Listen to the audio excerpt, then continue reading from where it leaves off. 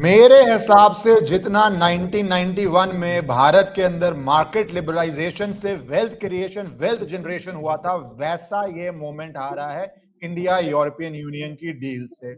और इसके दो साइड इफेक्ट हैं। एक जो दर्द हुआ है, जो पेन हुआ है यूनाइटेड स्टेट्स ऑफ अमेरिका में, जहां पे मेल्टडाउन हो रहा है उनके वहां के सेक्रेटरी का, वहां पे प्रेसिडेंट ट्रंप का। मैं आपको कुछ क्लिप्स में रिएक्शन दिखाऊंगा। दूसरा पार्ट है एक क्वेश्चन मार्क जो कनाडा से भारत के रिश्ते because of national security reasons, और वो जिस तरह जस्टिन ट्रूडो गवर्नमेंट कई एंटी इंडिया एलिमेंट्स को स्ट्रेंथ दे रही थी, फिर स्टूडेंट्स के साथ क्या हुआ, रिश्ते बिगड़े हुए थे। पर वहां पे भी इस डील का असर हो रहा है और मार्च में ही आने वाले हैं वहां के कैनेडियन प्राइम मिनिस्टर, और वो डील से मेल्टडाउन स्टेप 1 था, तो पूरा ब्रेन बर्स्ट होने वाला है यूएस का। पर तीसरा जो सबसे इंपॉर्टेंट बात है, क्यों भारत के लिए ये यूनिक अपॉर्चुनिटी है। पिछली बारी जब हम बैठे थे तो मिस्टर मोइत्रा ने आपको बताया था कि किस तरह ये $1 ट्रिलियन अपॉर्चुनिटी है, पर तब ये फाइन प्रिंट नहीं आया था और सेक्टर वाइज नहीं आया था। कुछ जानकारी अब आई है जो मैं स्क्रीन पे डालूंगा कि कौन से सेक्टर्स हैं, किस किस में भारत कर रही है, किस किस के लिए एम्प्लॉयमेंट जनरेशन होने जा रही है। ये once in a lifetime employment generation मेरे हिसाब से मैंने कहा 91 मोमेंट है पूरी इंडियन इंडस्ट्री के लिए। कुछ इंडस्ट्रीज सफर कर सकती हैं, बहुत सारी पर गेन कर सकती हैं। So thank you Shamik for taking out time and joining. Hello everybody, सबको नमस्कार। अगर हम स्टार्ट करें पहले थोड़े मजे से, and then will come to the serious part. US के अंदर जो रिएक्शन हो रहा है, मैं आपको एक वीडियो दिखाना चाहता हूं जहां पे वो कह रहे हैं कि हमने इंडिया के लिए तो टैरिफ लगाया, यूरोपियन यूनियन के लिए टैरिफ लगाया इंडिया के ऊपर, और यूरोपियन यूनियन ही डील कराया। एक सेकंड की मैं दिखाता हूँ। Russia war. Oh, 1 second, yeah. That he has worked to negotiate a settlement on Russia, Ukraine. The U.S. has made much bigger sacrifices than the Europeans have. We have put 25% tariffs on India for buying Russian oil. Guess what happened last week? The Europeans signed a trade deal with India. And just to be clear again, the Russian oil goes into India, the refined products come out, and the Europeans buy the refined products. They are financing the war against themselves. So President Trump's leadership. ये तो literally रो पड़े कि भैया Europe अपने against war finance कर रही है, हमने यूरोप के लिए टैरिफ लगाया, यूरोप ही डील करके आ गई। तो पहले यूएस माइंडसेट और यूएस रिएक्शन समझाइए। ओके, तो the thing is that US में और यूरोप में एक द्वंद्व है इस वक्त। वो द्वंद्व है दो आइडियोलॉजीज का। आइडियोलॉजीज पे मुझे पर्सनली कुछ खास विश्वास है नहीं। आई गो बाय प्रैग्मेटिक आइडियल्स, बट वहां पे वो कह रहे हैं कि टैरिफ से, प्रोटेक्शनिज्म से हम दुनिया को जीत सकते हैं। ये यूएस व्यू है। It is been brought in by एक जेंटलमैन है, स्टीवन मायरन बोल के, डॉक्टर स्टीवन मायरन। वो हडसन बे कैपिटल बोल के एक हेज फंड था, उसमें थे। अब वो फेड रिजर्व में वन ऑफ द गवर्नर्स हैं, and he is tipped to be the new chairman of the Federal Reserve. So he defined this whole tariff policy of America, जिसको ये ट्रम्प साहब लागू कर रहे हैं। तो दूसरी तरफ आपका जो यूरोपियन वर्ल्ड व्यू है, यूरोपियन प्रिज्म है, जिसको काफी हद तक इंडिया और हमारे यहाँ के अर्थशास्त्री भी सब्सक्राइब करते हैं, which is free trade, global trade होना चाहिए। एटलीस्ट सिलेक्टिवली तो फ्री ही होना चाहिए। कुछ सेक्टर्स, सम सेक्टर्स कुछ को प्रोटेक्ट करने की आवश्यकता है, but generally it's free trade, free alliances, उस टाइप का एक वर्ल्ड व्यू है। तो इस दोनों में द्वंद्व है। ट्रम्प साहब, ही वांट्स कंप्लायंस। उनको कंप्लायंस चाहिए यूएस के प्रति, कि मैं जो कहूंगा आपको वही डील मानना पड़ेगा। मैं कहूंगा तो आप निवेश करोगे, कितना करोगे वो भी मैं बताऊंगा, किस में करोगे वो भी मैं बताऊंगा, नहीं तो मैं टैरिफ लगा दूंगा। तो ये एक तरह से एक ब्लैकमेल वाली भू राजनीति है, ब्लैकमेल की राजनीति है, ठीक है। और दूसरी तरफ यूरोप ने भी जो इंडिया के साथ समझौता किया है, उसमें वैसे थोड़े से कुछ चीजें हैं जो मैं बताऊंगा, कुछ अड़चने आ सकती हैं बाद में, लेकिन ओवरऑल ये एक बहुत ही रेवोल्यूशनरी स्कीम जो है उसको अंजाम दिया गया है। तो रेवोल्यूशनरी क्यों है ये पहले समझ लें। देखिए, नॉर्मली जो फ्री ट्रेड एग्रीमेंट होता है वो typically it's focused on the trade in goods and to some extent trade in services.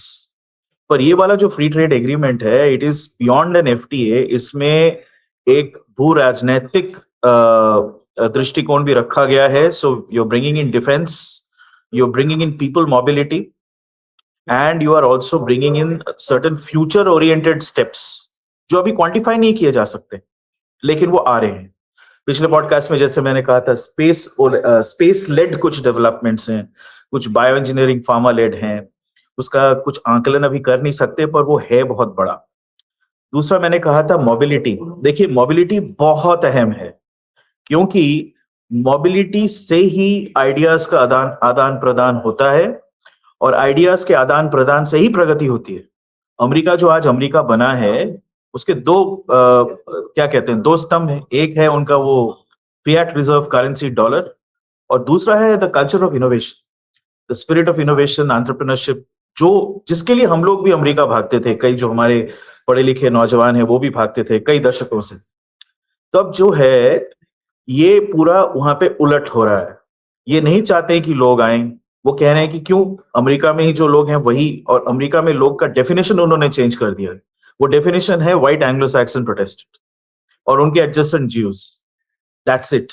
उसके बियॉन्ड आप जाओगे, जितने भी हम ब्राउन स्किन लोग हैं उनके लिए अब दरवाजे बंद हो रहे हैं, और दरवाजे खुल रहे हैं किसके लिए? जो $5 मिलियन देके ट्रम्प साहब का गोल्ड कार्ड खरीदे. यानी आप बुद्धि नहीं, आप धन चाहते हो. अच्छा, ये एक बहुत बड़ा संकेत है, और फिर मैं इसको यूरोप से जोड़ूंगा कि कहां पे वो फर्क आ गया है. बुद्धि नहीं धन, इसका अर्थ क्या है? अगर आपको बुद्धि चाहिए तो आप वही फ्रीली स्टूडेंट्स को लाओगे, उनको अपना व्यवसाय, अपना नौकरी वगैरह करने दोगे. ठीक है, you will absorb them in NASA, you will absorb them in private sector, etcetera etcetera. पर ये वो नहीं चाहते. अब कह रहे हैं कि नहीं, अभी सिर्फ अमरीकियों को, मतलब देयर डिफाइंड अमरीकी, उन्हीं को मिलेगा, बाकी सब आप लोग जा सकते हैं, अलविदा. तो इसका मतलब धन की आवश्यकता क्यों पड़ रही है इनोवेशन की जगह? क्योंकि धन नहीं है. यही तो हमें समझना पड़ेगा. ये जो वर्चस्व इनका चल रहा था कि आप अमेरिका के डॉलर पे भरोसा करें, क्योंकि अमेरिका एक स्थिर राष्ट्र है, स्टेबल है, बाकी दुनिया उतनी स्थिर नहीं है, और स्थिरता के लिए उनको अमेरिकन प्रोटेक्शन चाहिए. वो जो पूरा सिस्टम है वो टूट रहा है. तो उसके परिवर्तन में इन्होंने क्या किया कि अब उसको बचाने का एक ही सिला है कि हम टैरिफ वगैरह लगाएं और उसको यूज करके ब्लैकमेल करें. जब तक हमारे पास अभी भी बाइंग पावर थोड़ा बचा हुआ है, हमारे पास कंजम्पशन का माध्यम बचा हुआ है, डेट फ्यूल्ड कंजम्पशन, तब तक हम उसको यूज करके, उसका लेवरेज करके लोगों को बोले या तो तुम टैरिफ दो, नहीं तो हम एक्सेस नहीं देंगे, और टैरिफ नहीं चाहिए तो निवेश करो, so that America's massive debt can be continuously financed. तो ये स्कीम है. एक तरफ ये है. यूरोप का क्या है? यूरोप ने मेरे ख्याल से काफी सूझबूझ से काम लिया. ये ट्रम्प साहब कह रहे हैं कि यूरोप बेवकूफ है, मदर ऑफ ऑल डील बेकार है, मैं तो डैडी ऑफ डील्स करता हूं वगैरह, उसकी बातों को छोड़ते हैं. यूरोप ने क्या किया? यूरोप ने देखा है कि जो चीज अमेरिका करती आई है, यानी कि attracting talent from all over the world. गरीब देशों में कई देश ऐसे हैं जहां पे बुद्धि बहुत है लेकिन आर्थिक क्षमता नहीं है, इसलिए लोगों को दूसरे अपॉर्चुनिटीज ढूंढने पड़ते हैं. यूरोप अब वो कर रही है. पहली बार उन्होंने रिकॉग्नाइज किया कि हमारा पॉपुलेशन तो डाउनवर्ड है, 1.3 है हमारा नेट फर्टिलिटी रेट. तो नेचुरली यूरोप का पॉपुलेशन आधा हो जाएगा. आज 550 मिलियन है, कल को जाके ही 550 मिलियन 200-250 पे आ गया, और उसमें से ज्यादातर लोग बूढ़े हुए, तो कैसे चलेगा? So they are future proofing themselves. They have recognized कि ट्रेंड कहां पे है, they are future proofing themselves. तो इंडिया के साथ ये जो FTA है ना, ये सिर्फ गुड्स का नहीं है, ये सिर्फ चाइना के विरुद्ध एक डाइवर्सिफिकेशन नहीं है कि सारे एग्स वन बास्केट में नहीं रखना चाहिए, जो उससे ज्यादा है. इसमें भारतवर्ष के लोगों को अट्रैक्ट किया जा रहा है to go and work in Europe, to settle over there, to contribute their knowledge, right, and to leverage कि इंडिया में जो स्किल्स कैपेसिटी है, यंग पीपल का स्किल्स कैपेसिटी है, उसको लेवरेज करके उनका मैन्युफैक्चरिंग को फिर से बढ़ावा दिया जाए. बिकॉज जो यूरोप के पास अभी भी है वो है डिजाइन करने की क्षमता. जब तक है, कम से कम इसको किया जाए, नहीं तो वो भी हाथ से जाएगा. तो ये दो प्रकरण हैं जिनका द्वंद्व है. मैं यूएस पे आना चाहता हूं बिफोर मैं यूरोप पे मूव करूं, क्योंकि दो चीजें आपने बोली, मैं थोड़ा उस पर आपका एक्सपेंशन चाहूंगा, आपके व्यूज का. एक, पीपल मोबिलिटी. यूएस कहा जाता था इमिग्रेंट्स ने बनाया, आज यूएस ने अपना माइंड चेंज किया, इमिग्रेंट्स को नहीं बनाना. दूसरा, जब वो $5 मिलियन ला रहे हैं, कुछ लोग जो अगर बेसिकली सोचें तो कहेंगे अरे $5 मिलियन अमीर आदमी आ रहा है. पर यूएस की हिस्ट्री क्या रही है? अनलाइक इंडिया, और ये इंडिया की मैं बड़ी क्रिटिसिज्म मानता हूं कि वहां की रिच लिस्ट में आप 30 साल पहले देखिए, जो टॉप 10 नाम थे, एक आध एक्सेप्शन छोड़ के, मे बी बिल गेट्स, या 40 साल पहले कर लीजिए, 40 साल पहले जो रिच लिस्ट में टॉप 10 टॉप 15 फैमिलीज लोग थे, आज कंप्लीटली डिफरेंट होंगे। शायद टॉप 100 में आंकड़े होंगे 70 80 में भी 90% टर्नओवर रेट होगा। भारत में बहुत अच्छी बात है, टाटाज हैं, बिरलाज हैं, एक्सेट्रा एक्सेट्रा, पर भारत में बहुत स्टिकी मनी है, which shows innovation based wealth generation उतनी ज्यादा नहीं है कंपेयर टू यूएस। और ये एक इंडिया की क्रिटिसिज्म है, कुछ लोग नए आएंगे, पर वहां पे जो टर्नओवर रेट है, और अब से नहीं, आप पिछले 200 साल देखिए, कमांडर वैंडरबिल्ट फैमिली देखिए, या उससे पहले जेपी मॉर्गन फैमिली देखिए, और ये बहुत बड़ी फैमिलीज थी, या जे पॉल गेटी देखिए, first billionaire in the world जिसको कहा जाता था। तो वो सारे रिच लिस्ट से उस तरह से बाहर निकलते हैं और नए आते हैं, पर वो सब इनोवेशन बेस्ड था। अब अमेरिका इनोवेशन बेस्ड से निकल के अगर सिर्फ वेल्थ अट्रैक्ट करिए, 5 मिलियन हो, 10 मिलियन हो, 15 मिलियन हो, तो वो एक complete immigration ban, wealth over innovation direction is very new territory for America. 200-250 साल का उनका इतिहास चेंज कर रही है। तो इसका आप इंडिया का जो H1B वीजा का भी मैं पॉइंट ऐड करना चाहूंगा कि बोल दिया इस साल इंटरव्यू ही नहीं दे रहे हैं, 27 में जाके आप आइए। तो ये America in that sense is closed now under this regime for Indians और for any student going, any entrepreneur going, या बहुत नामात्र हो गए। और आपके हिसाब से अब Europe is the new America where peoples mobility come in. तो बिल्कुल सही है। तो ये एक एटीट्यूडिनल शिफ्ट है। मैं इसको दूसरे तरीके से देखता हूँ थोड़ा सा, कि इसमें ट्रम्प साहब का रवैया कैसा है। I think he is very impressed by the Dubai model. तो दुबई मॉडल क्या है? दुबई में इनोवेशन है, लेकिन दुबई में मेनली क्या है? They are attracting people who wish to park their wealth. उनको टैक्स बहुत कम है वहां पे, लाइट टच रेगुलेशन है, रियल एस्टेट सेक्टर बूमिंग है। तो ट्रम्प वो करना चाह रहे हैं, लेकिन वो करने के लिए again the local avenues of capital deployment are limited. America बना ही दो चीजों पे, जैसा आपने कहा, एक इनोवेशन पे। इनोवेशन से क्या होता है? आप वेल्थ क्रिएट करते हो, और फिर वो वेल्थ को डिप्लॉय करके ही तो जमीन का भाव, घरों का भाव, गुड्स, मैन्युफैक्चर्ड गुड्स का भाव ऊंचा रखा जाता है। उस वजह से सैलरीज भी ऊंची रहती है। तो ये एक वर्चुअस साइकिल बन जाता है। पर इनोवेशन को अगर आपने बंद कर दिया और आप दुबई बनना चाहते हो, क्या एक इतना बड़ा देश उस स्केल पे दुबई बन सकता है? मेरे ख्याल से तो नहीं, क्योंकि how can you possibly have 340 million people with consumption levels of the people of Dubai? It is simply impossible. कोई नहीं, absurd है ये completely. अमेरिका का अभी भी उसका अगर पर कैपिटा इनकम देखें, वो $82,000 है, पर वो क्या एक सच छुपाती है। वो सच क्या है कि अभी भी अमेरिका में 340 मिलियन लोगों में से ऑलमोस्ट 100 मिलियन लोग अमेरिका के हिसाब से पॉवर्टी लाइन के नीचे हैं। तो वहां पे जिसको हम कहते हैं गिनी कोएफिशिएंट, वेल्थ डिफरेंशियल बहुत हाई है, जो क्रिटिसिज्म हम इंडिया में भी कर सकते हैं किसी हद तक। और वही कारण है ना कि इनोवेशन कम है तो वो कॉन्सेंट्रेशन ऑफ वेल्थ आ जाता है। पर इंडिया में कारण अलग है, अमेरिका में कारण अलग है। तो उस कारण का अगर आप शोध करना चाहें और उसको ठीक करना चाहें, तो ये क्या तरीका हो गया कि आप टैरिफ लगा के you make goods even more expensive for your people, because America doesn't produce a lot of things. America के पास क्या है? Self sufficiency in only 2 things, agriculture and energy. ये 2 चीजें उनके पास पर्याप्त मात्रा में है। बाकी सब कुछ तो भैया अमेरिका इंपोर्ट करती है। एग्रीकल्चर में भी फल इत्यादि जो है, चाय हो गया, कॉफी हो गया, ये सब बाहर से आता है। तो हर चीज में आप तो ये कर नहीं सकते हो ना। तो टैरिफ के बलबूते पे अगर आप ये करोगे, it is ultimately inflationary, it even goes against economics. अर्थशास्त्र में भी हम नहीं कहते कि आप अगर ब्लैंकेट टैरिफ रेजिम लाओ तो डजंट वर्क। अमेरिका सब कुछ इंपोर्ट कर रहा है। देखो, अगर अमेरिका के इंपल्स, यही ट्रम्प कह रहा है कि मुझे वापस मैन्युफैक्चरिंग लानी है, अदरवाइज मैं हर चीज ही इंपोर्ट कर रहा हूं। मैं इन अ सेंस जो मैन्युफैक्चरिंग हब्स थे, जो पूरा जो 16 में जीता था, 2016 के अंदर, यू फॉलो दैट टाइम, उसके पीछे जो वो मिडिल अमेरिका लेके गया था, मैन्युफैक्चरिंग हब्स जीत के गया था नैरो मार्जिन ऑफ विक्ट्री से, वो यही था कि मैन्युफैक्चरिंग वापस कैसे लाएं। तो अगर टैरिफ्स लाके, उसका प्लान तो यही है कि चाइना से डी-रिस्क करना है, भारत ना उठे, मैन्युफैक्चरिंग वापस लाऊं। अब एनीवेज वो जो होगा यूएस के अंदर प्ले आउट करेगा, but I think he also recognizes, to give him his due, that हमारी मैन्युफैक्चरिंग खत्म होने के बाद लॉन्ग टर्म हम कैसे सरवाइव करेंगे, और यही शायद डीप स्टेट भी अंडरस्टैंड कर रही है। अच्छा, इस पे दो चीजें मैं उसको अनपैक करूंगा थोड़ा सा। एक चीज है रियलाइज करना, दूसरा ये एक अजीब सा एक्सपेक्टेशन कि मैं टैरिफ लगाऊंगा तो सारी इंडस्ट्री फट से उठ के इधर आ जाएंगे। अरे half the high tech manufacturing which has gone abroad और इवन द लोअर टेक, उसको सेटअप करने में 6 महीने से 2 साल लगता है. Then to any factory if you setup, जिसने भी फैक्ट्री चलाया है, मैं तो चलाता हूं तो मुझे पता है, आपको परफेक्ट करने में 2 साल लगता है. To get the correct amount of yield, productivity levels को जस्टिफाई करने के लिए, एफिशिएंसी लाने के लिए. तो ऐसा तो नहीं है कि ट्रम्प के कार्यकाल में ही अब 2 साल और 2.5 साल बचे हैं, उसमें टैरिफ की वजह से फटाक से सारे फैक्ट्रीज उठ के यूएस आ जाएंगे. ऐसा नहीं होता है, ऐसा हो ही नहीं सकता, ये फिजिकली इम्पॉसिबल है. तो एक तो ये है उनका भ्रामक एक आइडिया कि इस ये करूंगा तो अमेरिकन मैन्युफैक्चरिंग रिवाइव हो जाएगा. उनके सपोर्टर्स थोड़े मेरे हिसाब से अनपढ़ श्रेणी के आते हैं, इसलिए वो he is getting away with this politically. But जिसको भी थोड़ा समझ है, थोड़ी अकल है, उसको पता है कि this is both inflationary and it is not going to give a fillip to manufacturing. दूसरा, डीप स्टेट वाली बात, ये बहुत अहम है.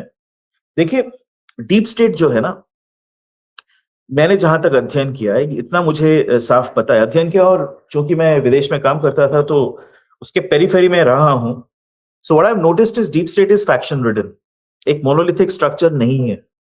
डीप स्टेट के अंदर भी you will have, for example, big tech, ये गूगल वगैरह वगैरह, मेटा एटसेट्रा, नवीडिया एटसेट्रा, ये जो बिग टेक है, they have been trying to take over. अब तक जो डीप स्टेट चल रहा था, उसके पीछे जो कैपिटलिस्ट क्लास थी, वो पुराना वाला है. Rockefeller, JP Morgan etcetera etcetera. So वे financial services and concentrations of pools of capital, जो डिफरेंट इंडस्ट्रीज में डाइवर्सिफाई करके उन्होंने पैसा डाला हुआ है, and they are very big. Blackstone, BlackRock, these are all manifestations of that deep state. Okay, so इन दोनों के बीच में एक द्वंद्व है. उस द्वंद्व के मंथन से ही ये ट्रंप सामने आया है. Trump is an appointee, as it seems to me, of the older deep state.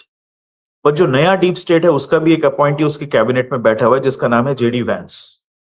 एक पीटर टील साहब हैं, जो टेक सेक्टर के बहुत बड़े इन्वेस्टर जाने माने हैं. He sits at all the big forums of the global deep state, not just the US deep state.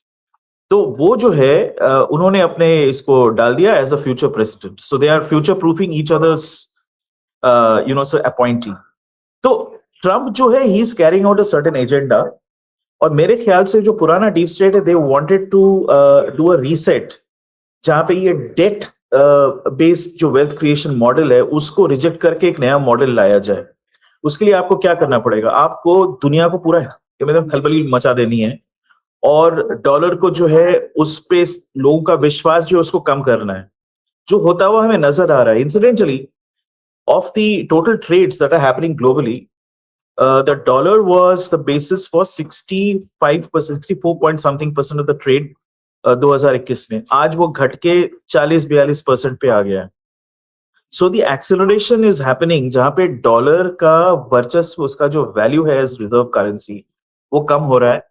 Which is why you also notice एक पैरेलल चीज चल रहा है कि यूएसए दुनिया का जो चौधरी बना हुआ था ना, वहां से रिट्रीट करके it's concentrating on the entire American land mass. North America, south America, उसको अब ग्रीनलैंड भी चाहिए, जो इफेक्टिवली उस तरफ ही है. Because now they realize they'll become a regional currency and a regional power. They can't sustain this model. So they, on the other hand, will continue to be the largest market for some time, at least for a few years. ठीक है, जब तक ये per capita income को ये वहां पे maintain कर पाए और ये डेट वाली इकोनॉमी थोड़ा सा और खींच के आगे ले जाए. ऑलराइट, इनके पास 2 हथियार हैं इस वक्त, जो यूरोप और इंडिया के पास नहीं है. वो मैं हथियार बता देता हूं, बट इसमें भी अब थोड़ा इरोजन हो रहा है. वो हथियार है गल्फ. गल्फ जो है, it is population is low, population ज्यादा नहीं है गल्फ का, रिसोर्सेज बहुत है, energy resources, they have huge surpluses.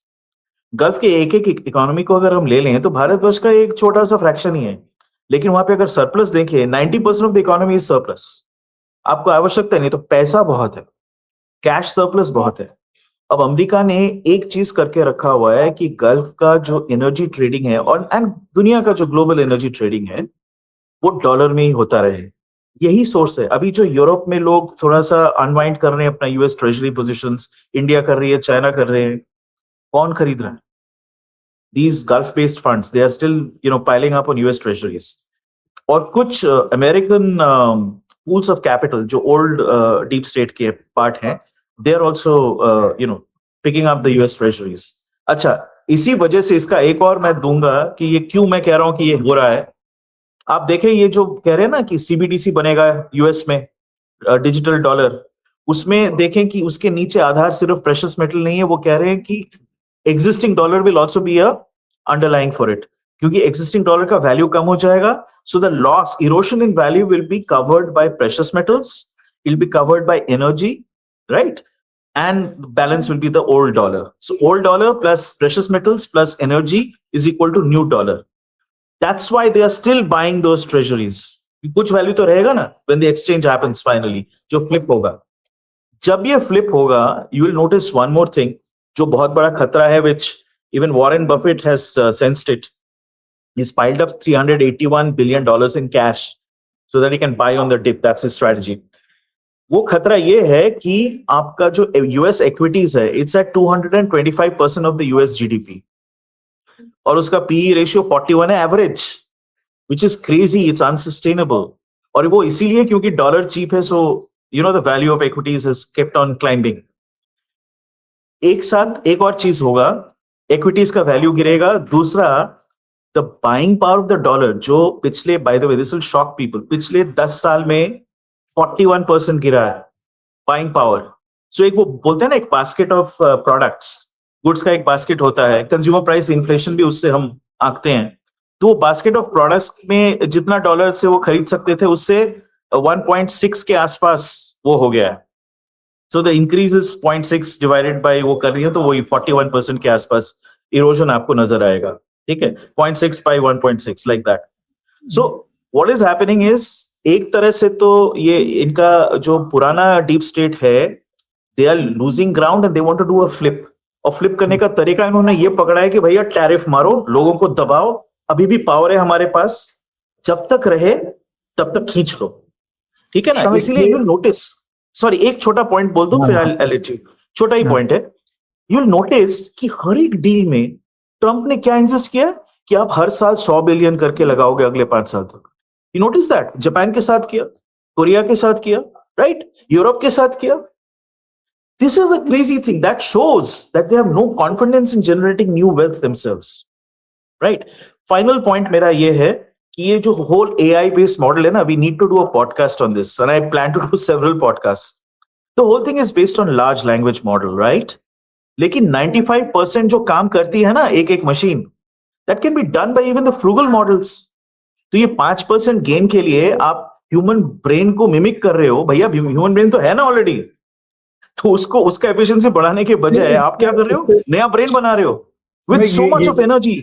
This AI has become a very interesting topic, वो डिस्कस करेंगे एक दिन, क्योंकि उसके अंदर फॉर 5% एफिशिएंसी जितने आप बिलियंस या ट्रिलियंस ऑफ डॉलर्स टैंक रहे हो, is it going to give you a return on investment? पर ये बहुत separate I see the incremental capital output from that to be very low. I don't believe this model. We will discuss that because right now जो हम I want to focus now on the European Union Indian deal, but जो हमने अभी discuss किया, and it's very clear कि for better और verse ये deal होने के पीछे, that's why this conversation was important, 20 साल से डील नहीं हो रही थी। ये डीप स्टेट बोल लो, ट्रम्प बोल लो, old deep state, new deep state. वैसे डीप स्टेट में आपने बोला इकोनॉमिक व्यूज अलग हैं, आइडियोलॉजिकल व्यूज भी अलग हैं। अगर एक पीटर थियल डीप स्टेट है तो एक जॉर्ज सोरोस डीप स्टेट है, जहां पे वर्ल्ड व्यू बहुत बहुत डिफरेंट है। एक नियोकॉन डीप स्टेट है, एक क्लासिकल है, so on and so fourth. तो वो पूरे बुके का नेट रिजल्ट, अब हम भारत यूरोप पे आए, ये था कि जो 70 साल से चल रहा था वो कंसेंसस तोड़ा। तो वो कंसेंसस टूटने के वजह से ही प्राइमरीली इंडिया यूरोपियन यूनियन की डील हुई है, नहीं तो मुझे नहीं लगता ये डील होनी थी। अगर 20 साल से नहीं हो रही, आपने पिछले पॉडकास्ट में बोला एक्सेलरेट हुई एक महीने में, धाड़ धाड़ धाड़ धाड़ करके सारी ऑब्जेक्शन निकल गई, अब डील हो गई। अभी भी कुछ स्टेप्स बचे हैं उनके पार्लियामेंट्स को उनको रेटिफाई करना एक्सेट्रा, बट वो सब प्रोसीजरल मान रहे हैं लोग, 2-3 महीने में हो जाना चाहिए, where everything is in place. So अब आ जाते हैं European Union Indian deal. Broad view first, how do you see this changing? Pick up any industry you feel like, textile pick कर सकते हैं, कोई भी कर लो आप। How do you feel that structurally changing Bharat, and do you think this deal, US तो बोल रहा है कि भारत को ज्यादा एडवांटेज है, क्या ये यूरोप के लिए ज्यादा एडवांटेज है, भारत के लिए एडवांटेज है, म्यूचुअली एडवांटेजेस है? How do you see it as an overview, and we will come to some specific points of it. मेरा ओवरव्यू ये है that Europe didn't have a choice. Europe doesn't have a choice. Europe के पास सबसे बड़ा deficit किस चीज का है इस वक्त? They also have accumulation of capital. It's a massive economy. ठीक है ना? कंजम्पशन सेंटर है वो भी. By the way, Europe is India's largest trading partner. $219 billion का ट्रेड तो सालाना वैसे ही हो रहा है. Thing is that Europe had to find one single source जहां पे they can obtain the human resources which will sustain their this thing. उनका जो, I won't say growth, they'll at least sustain what they have already achieved. तो India आवश्यक है. अब China वो नहीं हो सकता है. क्यों नहीं हो सकता है मैं बोलता हूँ. दो कारण है. And even the Chinese know it. Number one is China's population is massively depleted और एक बहुत बड़ा झूठ के उसके ऊपर खड़ा हुआ है. सबको पता है. More importantly, young people in China have stopped reproducing. That is the biggest threat. And it's not because of some great development हो गया and all so on and so forth. The Chinese economy has structurally बहुत सारे problems. उसमें से एक problem है cost of living in cities is almost 4 to 5 times that in the rural and semi rural areas. वो sustainable नहीं है. तो आप बच्चा पैदा करोगे तो उसको स्कूल में कैसे भेजोगे? उसकी शिक्षा, स्वास्थ्य वगैरह वगैरह वहां पे स्टेट फंडेड नहीं है. लोगों को ये भ्रम है कि कम्युनिस्ट देश है, स्टेट सब कुछ कर देगी. जी नहीं. वहां पे you have to pay for your education, you have to pay for your health care. So it is simply not sustainable. तो चाइना में इतना बड़ा डिप आया है पॉपुलेशन में यंग लोगों का, and they have stopped reproducing. So it is not a place जहां यूरोप जा सकती है to meet up their human resource shortfall. ये human resource shortfall is the key to this deal. वहीं से ये सारा सब कुछ निकल के आया. You notice the sectors, एक दो sectors ले लेते हैं जहां पे बहुत बड़ा emphasis दिया गया है. Sectors कौन से हैं? Textiles हो गया. Textile you can do handcraft. Can you see this? I'm just putting some. I can barely see it. It's very small. Can it be blown up a bit? I think आपको अपना zoom करना पड़ेगा. Okay, I can sort of read it. I have to peer at it and read it. Machinery and electrical equipment is 16.3. Zero tariff आ रहा है इस पे. Aircraft and spacecraft पे जहाँ पे current tariff. I'll just read it out. Aircraft and spacecraft which had had current tariff up to 11%. It's now 0. Optical, medical and surgical, which was up till 27.5, is now 0% for 90%. Plastics, which was up till 16.5%, is now 0% for almost all products. Pearls, precious stones, metals, which was up till 22.5%, is now 0% for 20% and reduced for 36% of the materials. Chemicals, जिसमें 22% तक tariff था, 0 कर दिया गया है. Motor vehicle जिसके अंदर 110 था, उसको 10% कर दिया गया है. कोटा 250 250 vehicles, 250 के. And then it reduced to 10% over the next 3 years. So मोटा मोटा हर चीज के अंदर ये current affair. Wine for wine drinkers for 150% to 20 to 30%. Spirits 150 to 40. So massive है. मतलब I just wanted to make an illustrative. Then you can pick up whatever point you want to. It's not a cosmetic deal. It's a massive change both ends. European tariffs. It's a comprehensive deal. First of all, पहले तो ये समझ ले, ये comprehensive deal है. Overall अगर देखा जाए इस डील के बाद इंडिया एवरेज टैरिफ लगाएगी about 11% on Europe, and Europe will be putting 3.8%. Net gain India को क्यों दे रही है Europe? Because they need things which they can't make. It's as simple as that. याद है मैंने कहा था शिप बिल्डिंग, फिर space launch vehicles, precious stones. अभी काटेगा कौन उसको? कौन काटेगा? भारतवर्ष में 80% of the best stone cutters and diamantaires and जो गोल्ड वर्कर्स हैं वो सब 80% भारतवर्ष में है. तो they recognize it and therefore they need this talent. Similarly, when it comes to chemicals. By the way, let me share this with you. Chemicals का ही sector ले लेते हैं. Did you know that China में इतना बड़ा chemical industry बना है? Who are the people who built it? Who are the technicians and experts who were hired to build it? They were all Indians. ये बहुत ज्यादा लोगों को पता नहीं है. Indians happen to have a reputation of being the best chemists in the world. पता नहीं, एक नेचुरल टैलेंट है. जैसे टेक्नोलॉजी आईटी में टैलेंट है, वैसे केमिस्ट्री में भी बहुत टैलेंट है. Which is also why we are also world leaders when it comes to generics and off-patent drugs. Okay, वो भी उसी का वही है, बेस है. तो अगेन they have realized कि हमारी बूढ़ी होती जनसंख्या, उसको क्या चाहिए? Cheap drugs. चीप ड्रग्स कैसे बनाएं? Bharatvarsh best for generics. All we have to do is open up a patent library and they'll start manufacturing it. So that they have to bring the cost of their healthcare down. Why is it important? Please understand that unka healthcare cost jo hai na, for their population, it is as much as 30%. If you look at the total cost, life cycle में तो 30% है. 30% को अगर आप कम करके 15-14% तक ला सकते हो, then what happens is it releases a lot of the pension funds that they need to fund. ठीक है ना? वो healthcare cost कम हो जाएगा, massively कम हो जाएगा, right? See, hospitals you can't avoid. Hospitals तो जाना ही पड़ेगा at a certain age for certain things. But when it comes to treating ailments or managing your health, उसके लिए आपको medicines चाहिए. So India is the place which can give them that, right? Even more than China. Secondly, healthcare, actual healthcare को अगर ले लें, hospitals, etc., you will notice that the trend has been rising and now you'll witness it explode. India is going to be the hospital to the world. This is what's going to happen. You mark my words. So I would really pile into healthcare investing. मैं खुद कर रहा हूँ, by the way. It is a little probably not to deal with European Union Indian deal, but on healthcare, I want your opinion. India already is having a lot of international visitors who come for healthcare facilities. But don't you think simultaneously that's shooting up the healthcare cost for an ordinary Indian? A lot of people, we never had this concept of people getting into debts, middle class getting into debts, those who don't have government funded medical, which has started over last 10 years because this used to not be a problem in India. So don't you think for India that is also a problem, because the more you address foreign tourists, the more your prices are rising? My thesis is that you will end up with a two-tier system. There'll be two tracks.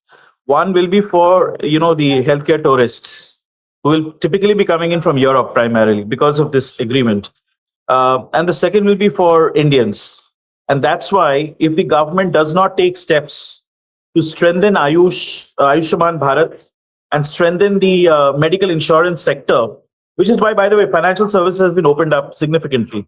That was one of the sticking points. Then it will be very difficult for Indian middle classes to receive the same quality of healthcare. Prices will definitely go up. Only model that will help is insurance. So you have to make insurance more widespread. उसका depth बढ़ाना पड़ेगा, मतलब penetration, और आपको उसको cheapen भी करना पड़ेगा थोड़ा. Because India suddenly $3,000 per capita से $12,000 तो नहीं बन सकता ना.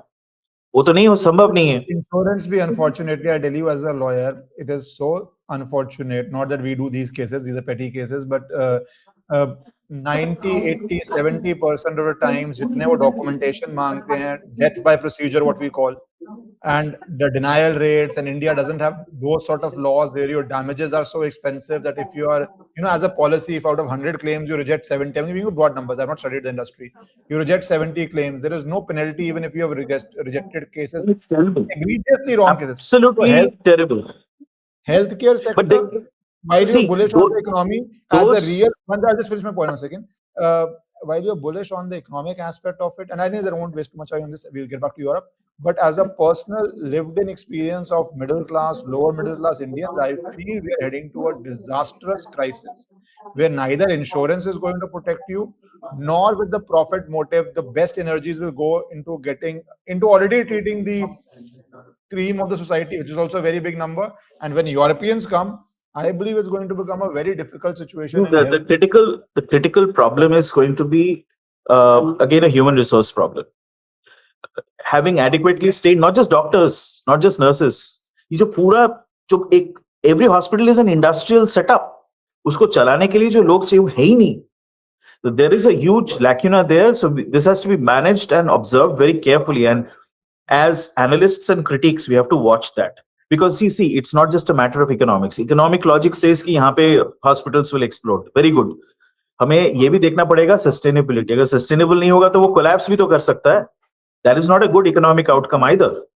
Not only is it a poor social outcome, it's a very poor economic outcome.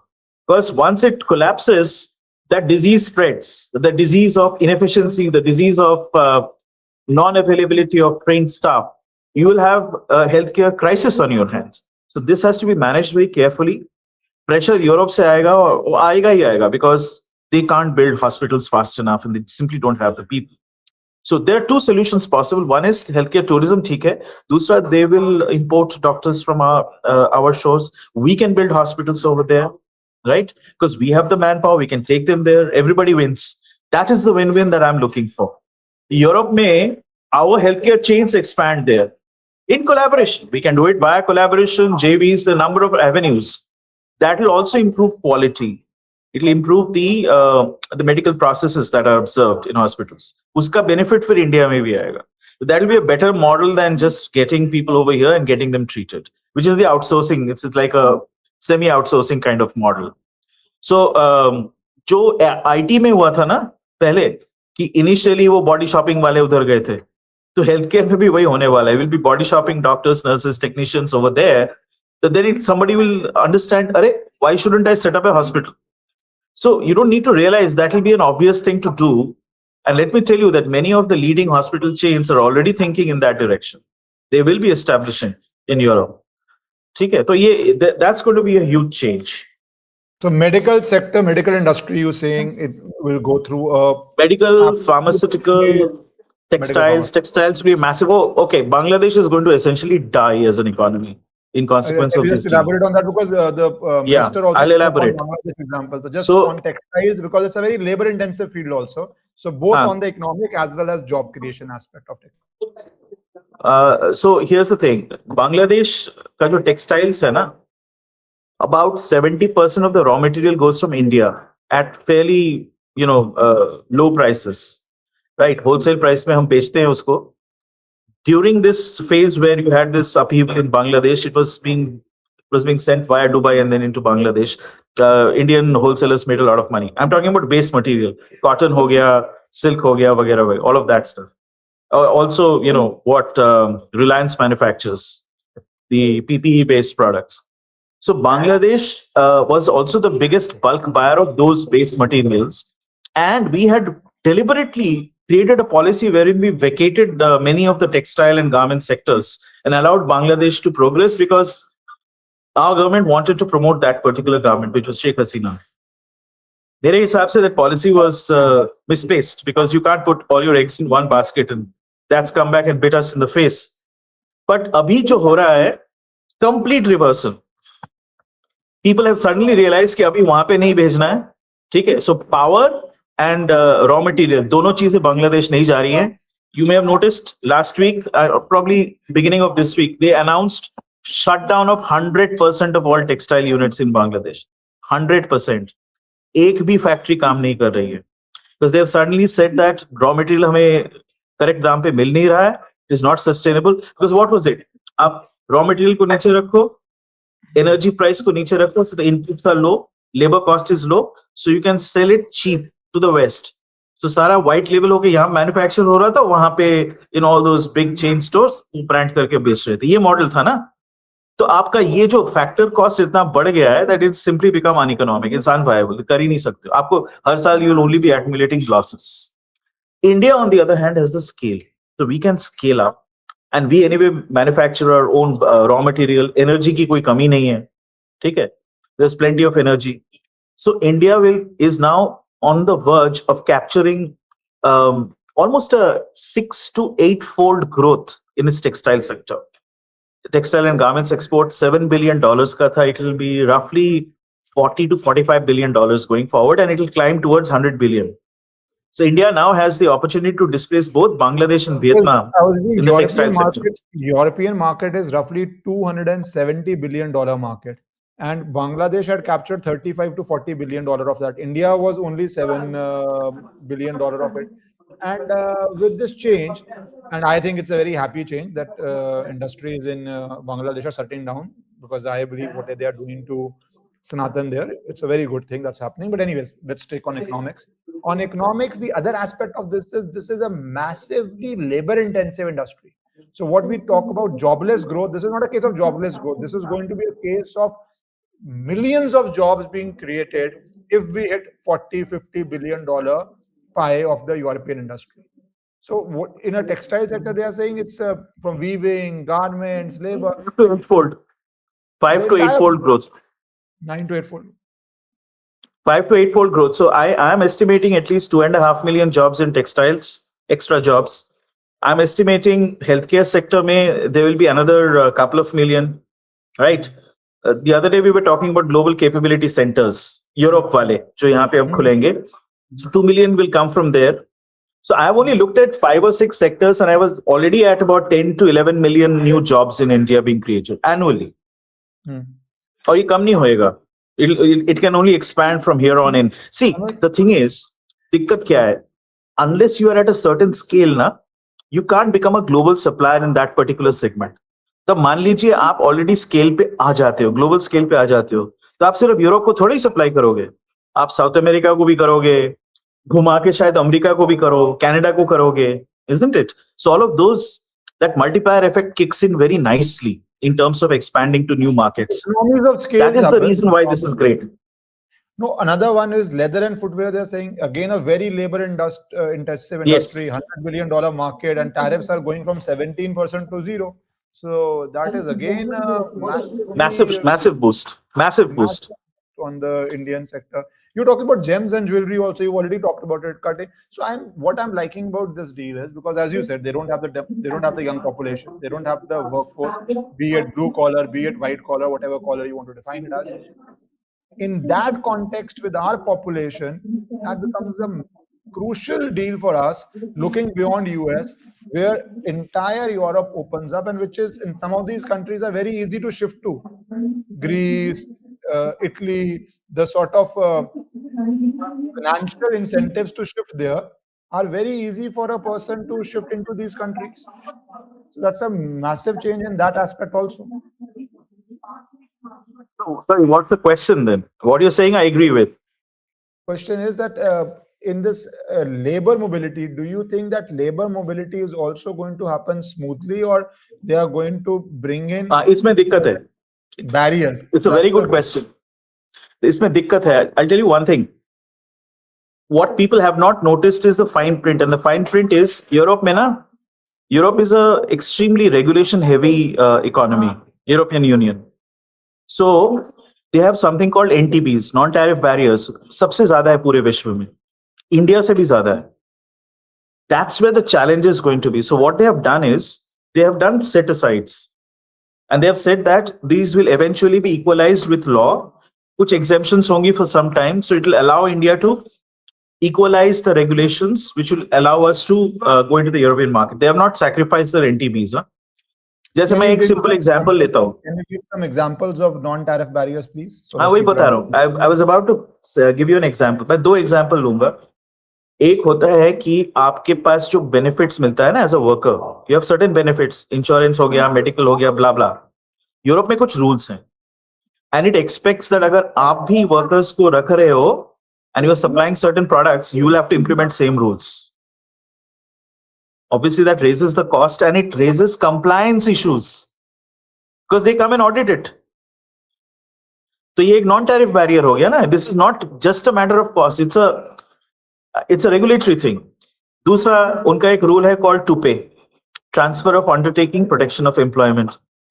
उसमें क्या होता है कि मान लीजिए आपने किसी को hire किया, okay? Let's say somebody from Belgium gets hired in France. Now, once you are hired, if they say that, okay, we are going to now transfer you to Germany. Now, but I have my children here. My wife is doing some work here. She's studying. I can't go there. Or my husband is whatever employed at some hospital. I can't leave. You can't force the employee to move. So, मान लीजिए अब Indians वहां पे जाते हैं. Okay.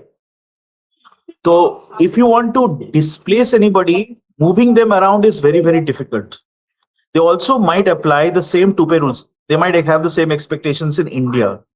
कि अगर Europe के लोग यहाँ पे आके काम करें, उन पे भी TUPE Act आएगा. And trust me, I have done TUPE compliance myself in my past life when I was MD of a tech firm.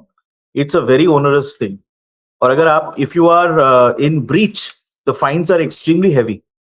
The fines are very heavy. So ये जो regulations है ना, ऐसे there are सैकड़ों regulations. They're all non-tariff barriers. इसको overcome करना एक challenge होगा. अच्छा, इसमें इस संदर्भ में एक चीज मैं और बता दूं. The European Union के जो देश ना, they have already ratified this, whatever draft treaty has been framed. only ratification that's pending is from the European Parliament, not the nations themselves. Yeah, this is something people have to understand. देशों को कोई problem नहीं है, Hungary, Poland, France, सबको चाहिए बाबा, कोई दिक्कत नहीं है वहां पे.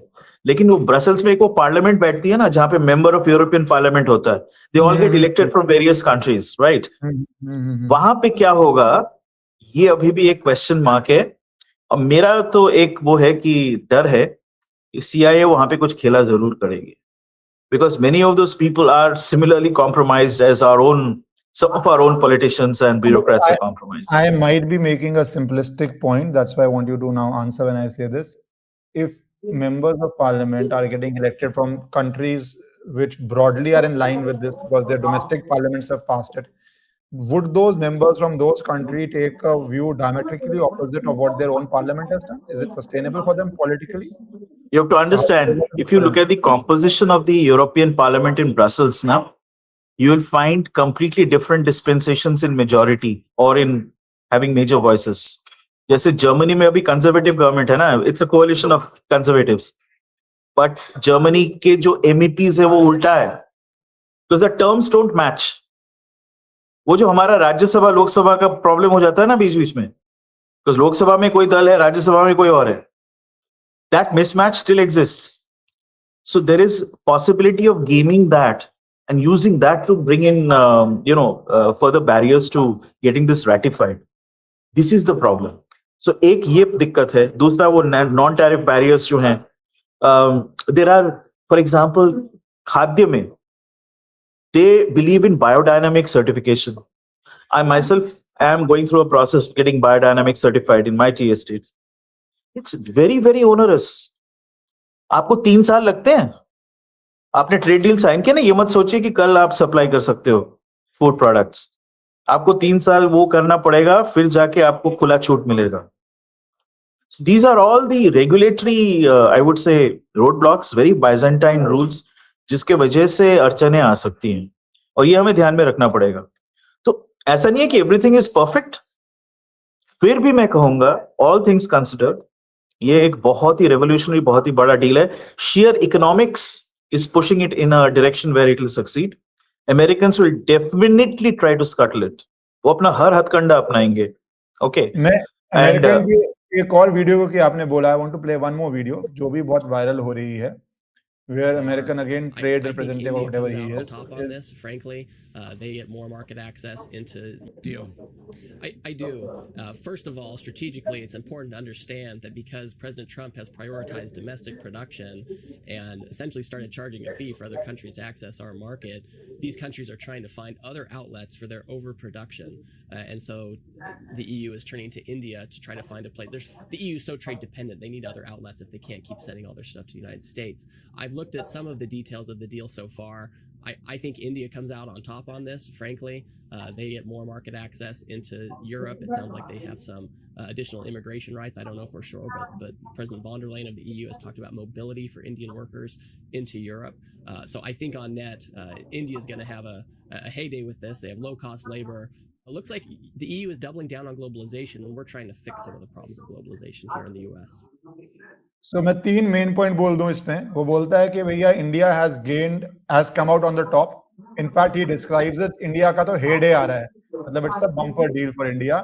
और वो बोल रहा है, जो आप कह रहे थे, कि यूरोपियन यूनियन की मजबूरी है कि उनको मार्केट चाहिए, उनको लेबर चाहिए. तो एक सेंस में बोल रहा है कि हमने यूएस के अंदर टैरिफ लगा दिए हैं, हमारी मार्केट को एक्सेस करने की आपको कॉस्ट देनी पड़ रही है, तो यूरोप कहीं और जा रहा है, और इसमें इंडिया की लॉटरी लग गई है, हेडे हो गया इंडिया के लिए. और जो इमिग्रेशन की पॉइंट आप कह रहे थे शुरू में, which I found is the most important point, because मेरे लिए ग्रोथ के साथ जॉब्स कितनी क्रिएट हो रही हैं in this, specially in this AI world, बहुत बहुत जरूरी है. तो वो इमिग्रेशन पे भी कंफ्यूजन है, बट अभी की रीडिंग ये है कि यूरोप कुछ इमिग्रेशन इंडिया से करेगा. That is the prevalent view in the US mind also. तो स्कटल करने के लिए obviously Europe, US will try. How effective, this is more geopolitical, but how effective do you think US can be in scuttling this deal? Very effective. See, I'll tell you one thing. I don't have much faith. Look, I don't have much faith in the US State Department's capacities, but I have a lot of respect for the CIA. Not respect. ये मत समझे कि मैं श्रद्धा करता हूँ. No, no, that's not the word. Respect meaning I recognize their talent. respect The talent is for destabilization and regime change. They are the best in the world at that. The very best. और सरकार चाहे किसी की भी हो, Republican, Democrat, कुछ भी, कोई फर्क नहीं पड़ता. वो लोग जो कर रहे करें. CIA अपने एजेंडा पे चलती है. If they take it into their heads that they will destabilize something, they will destabilize it. Every trick in the book, every dirty trick in the book is available for them. Okay? चाहे वो compromise हो, assassination हो, creating some kind of a political issue, tool दे दे किसी मामले को, Europe में protest करा दें, ये डील नहीं चलेगी, हम इंडियंस नहीं चाहते, things like that. All kinds of things can be done. They have the entire toolkit at their disposal. Toolkit शब्द ही इन्होंने invent किया है भाई. Toolkit is not a communist manufacture. It's the CIA thing, right? So we have to remember this. तो ये जो है ना, ये खतरा अवश्य है. अब देखिए ना, ये जापान में क्या हुआ, PM ही बदल गया, because the PM could not pass this thing, but unfortunately there they went slightly wrong. जो नई PM आई हैं, she is a protege of Shinzo Abe, and she is an even greater hawk than Shinzo Abe. तो उलट जा रहा है वो, America का डील अभी 100% नहीं होने वाला है. Japan is backtracking. मैं एक पॉइंट पे आना चाहूंगा, क्योंकि with all respect for our bureaucracy is no less Byzantine than European. तो यहाँ पे भी बहुत टैलेंट है. ठीक है, आप अगर उलझाना है ना तो एक फाइल घुसा दो, वो सारी जिंदगी निकल जाएगी, कुछ नहीं कर पाएंगे. अभी तो I started laughing कि यूरोपियन ब्यूरोक्रेसी में भी Byzantine, we can teach them a thing or two. But अच्छा, दो सवाल है. I want to say one contrarian point ये है कि अभी वो आपने देखा होगा कि वो लीक हुआ ना, ये इसका टेड क्रूज का, कि ये तीनों ने मिलकर स्कटल किया है. ट्रम्प, वैंस और लुटनिक ने मिलकर ये स्कटल किया है इंडिया वाला ट्रेड डील. जी नहीं, आप खुद सोचें, जिस पॉइंट पे हम अड़े हुए हैं वो पॉइंट कौन सा है? Agriculture, dairy, right, and pharmaceuticals. तो किसने स्कटल किया होगा? हमारे बाबू जो सबसे बड़े महारथी हैं दुनिया के इन स्कटलिंग दीज थिंग्स. या चलते रहो, खींचते रहो, हमें कोई जल्दी नहीं है, आप करो ना. तो इसमें I think it was a political decision because India did not want to open the. I don't think so. Bureaucracy का this I think is a complete political decision that we can't. देखो ना, वही लोग तो कह रहे थे ना कि डील हो चुका है, डील होने वाला है, कल साइन करने. वो एक बार भी इंडिया ने कहा कि डील हो गया? एक कहीं से शब्द निकला हो कहीं से? I am agreeing with your point of scuttling जो हुआ है इंडिया ने किया है, but I think इसमें ब्यूरोक्रेसी नहीं है, इसमें पॉलिटिकल डिसीजन है कि ये डील नहीं हुआ. ब्यूरोक्रेसी इसमें, see when I say bureaucracy is benign, जहाँ पे बहुत नेता करना चाहते हैं कुछ, पर वो हमारी ब्यूरोक्रेसी वो yes minister, yes prime minister की भी डैड है, तो वो होने नहीं देती. मैं उसको सटलिंग मानता हूँ, यहाँ तो मैं पॉलिटिकल डिसीजन मानता हूँ, इसको मैं ब्यूरोक्रेसी का रोल नहीं मानता. पर मैं एक चीज डालना चाहता हूँ, इंडियन फैक्टर्स इस डील को लेके. एक तो ये CPIM की प्रेस रिलीज आई जो इंडिया EU फ्री ट्रेड को अपोज करती है, जिसका लोगों ने पॉलिटिकली जोड़ा कि चाइना को बहुत प्रॉब्लम है इस डील से, तो CPIM इंडिया में अपोज कर रही है. तो ये ऑफिशियल स्टेटमेंट उन्होंने दी कि हम अपोज कर रहे हैं इसको, फ्री ट्रेड डील को, एंड लोग चाइना एंगल ले रहे हैं. और दूसरा एंगल, यस, इंडिया में भी बहुत इंडस्ट्रीज में जब वेल्थ क्रिएशन हो रही है, पर कुछ इंडस्ट्रीज में थ्रेट भी आएगा.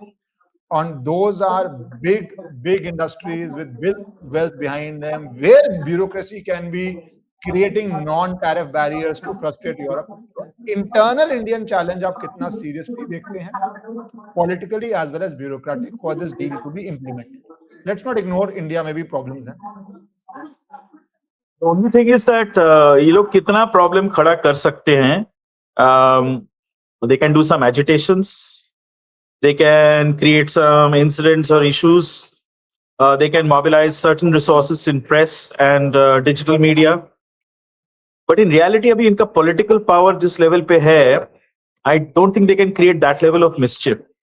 I think the ruling party is very well geared to even carry along certain opposition parties along with it on various things. And that's been evident in the way things have been conducted. Main opposition आ सकता था farmers से. उसका तो कोई chance ही नहीं है, because that's been kept out of the purview of this FTA. So there is no problem I anticipate from these people. ये लोग चाइना के फेवर में बोल रहे हैं, वो तो इट्स अ डन डील ना. चाइना जब इंडिया अटैक करती है तो सीपीएम बोलती है नहीं नहीं हम लोग बहुत खराब लोग हैं, चाइनीज भाइयों के साथ हमें होना चाहिए. तो I mean they are exactly opposite to, they don't believe in national borders anyway. They'll go with their little religion called Marxism, communism, whatever that promotes. At this point it's China, so they'll go with China. I think it's irrelevant. I personally think it's irrelevant. The greater danger might come from what Rahul Gandhi and his cronies do. fingers They can still crossed, create mischief. मैं यही बोल रहा हूँ, fingers cross के India में political agitation sometimes become street agitation, so let's hope it goes through. It's a very good deal, it should go through, but challenges Indian end पे भी कुछ हैं. As a caveat we must add. Now last part I want to come to is Canada. एकदम से Canada जो पिछले 2-3 साल से भारत के स्टूडेंट्स का वीजा कैंसिल कर रही थी, यूनिवर्सिटी नहीं आने दे रही थी. I just red 21 universities are now coming to India because they suffered last year a loss of $800 million. So they realized that what they are subsidizing for their citizens is coming through foreign students, in which Indians are an overwhelming percentage in all these English speaking countries, US, Canada, etc. तो वो यहाँ पे आ रहे हैं, पर वो एक part है, that mindset change of wanting students to come back. Immigration पे क्या करते हैं, we'll have to see. दूसरा पार्ट ये है, Canadian PM may visit in March, and they're saying some other Canadian officials are coming in February, including $2.8 billion uranium deal, and also a deal on AI, certain deals on energy, etc. So Canada tried this with China, is trying with India. So somebody who was completely dependent on US is also what we discussed in the first part of our conversation, because of US's new view and strategy, also looking to diversify. And how do you see this playing out for India? Is it very important? What is the level of importance you give to this compared to India with Japan, or India with EU, or India with US? And secondly, do you think something good can come out of this for India, or how do you see this playing out? Definitely. See, China is part of the NAFTA and the Mercosur agreements, जो North और South America में चलता है. So China gives you access to that entire market overall, even if we don't have FTAs or DTAs with any of the other countries. That's number one. Number two, China is a $2.2 trillion economy, right? तो India लगभग half size. तो हमारे half size का देश with 1/40th the population. Canada, US Canada. and China. Canada. Did I say China? My mistake. I meant to say Canada because एक China का point है दिमाग में, so I missaid it. So China जो again China नहीं, sorry, Canada. Canada जो है, I think in the scheme of things it's a little bit more important than say the UAE arrangement we have, less important than the British arrangement, but it's going to be a very good conduit into that continent. Conduit के तौर पे अच्छा है. दूसरा, Canada can also offer opportunities to certain people who have been left high and dry by the US H-1B $100,000 वाला जो नया nonsense चालू हुआ है. So it can offer that because Canada is a net importer of people. Immigration is the way Canada still works. The other thing is energy. अच्छा, energy पे एक चीज लोग मिस कर गए हैं. आज से 12 दिन पहले रशिया के साथ इंडिया ने नया डील साइन किया, which goes completely opposite what Scott Bessent is claiming. $60 billion का एक नेचुरल गैस का डील साइन किया गया रशिया के साथ. That's massive. Secondly, again, I'm speculating here. I believe there's an arrangement coming into place with China via which certain things will be value chained between China and India and then sent abroad. So everything is not exactly how it seems. China के साथ हमारे commercial ties are very strong. So value chaining, instead of just competing constantly with each other, is a better way to do it, right? Especially if you have FTAs in place. एक ये चीज और आएगा, and that's the reason I had China in my mind. So I think from the energy perspective, Canada is very important. Uranium plus petroleum and natural gas, तीनों चीजें Canada से हम ला सकते हैं. Okay. And secondly, it gives us access to a new market, not merely Canada, but all of America. Whatever be the current level of animosity between Canada and America, it's a political thing. This will not last. So मान लीजिए कि हमारे साथ उसका FTA हो गया, US का नहीं होता है. At some point US के साथ होगा, लेकिन तब तक Canada के थ्रू अभी भी तो goods trade हो रहा है ना. Canada is the US's second largest trading partner, right? Canada is first, EU is next, China is a distant third. China is a distant fourth. Sorry, I made a mistake. Mexico is currently the largest because America had diversified a lot of its factories to Mexico as well. Mexico, followed by Canada, followed by EU, followed by China. ये order है. So Canada is a very important country as a conduit nation and as a nation which is net energy surplus. Therefore, it's good for India. So I would give it a lot of importance. और जो काम Trudeau ने किया 4-5 साल में, ये Carney ने आके 1 साल में तो रिवर्स कर ही दिया ना. We had thought Canada is the worst relationship we have, but it's been largely repaired. Diplomatically, it's been largely repaired. Things have been quietened down, smoothed over. तो अब ये डील होने का जो है ना, वो कॉन्टेक्स्ट परिप्रेक्ष्य ठीक हो गया है.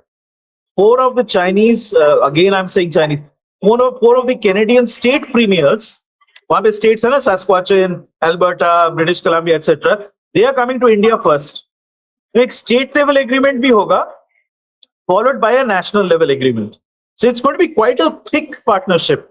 They took the same approach with China when they did that deal. और दोनों चीजों से ट्रम्प साहब को सख्त नफरत है. 50 per state, how can it do deals, etc. वो चिल्ला रहा है वहां पे बैठ के.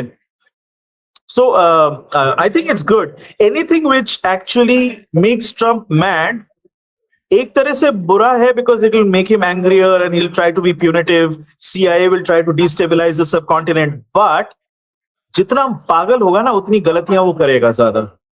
Greenland was a mistake, right? करो. You could have done it subtly. You did it openly, aggressively, bullying manner में. तो उसका नतीजा क्या हुआ? The EU-India deal, which was languishing for 20 years, 1 महीने में push होके खत्म हो जाता है. And US is left high and dry on that. So I think more you anger this guy, it's not necessarily bad. See, my view is very simple. Chaos is good for upcoming nations because only out of chaos do you reach the highest table. If it's a status quo, nobody will allow you to come. Right? World War I, World War II happened. UK had to leave all its colonies. US became a big power. Right? So I am a firm believer. For a rising nation, chaos is very, very good. And I think Trump has done the best service to India by making us revisit our deal, reimagine the world where we have the energy. Because last time the world was imagined, we were not a player. We were not a player in the sense of our economy, our soft power, even our hard power. If the world is being reimagined now, for whatever reason, I think it can only be better for India, not worse for India. So I am a firm believer. Thank you, Mr. Trump. What you're doing, keep doing. Thank you so much for your time. And one day we will discuss internal China, because when you were speaking last time, I'm very interested in that. So one day we'll discuss that. Thank you so much, Amir, for your time. Namaskar, Jai Hind. Jai Hind.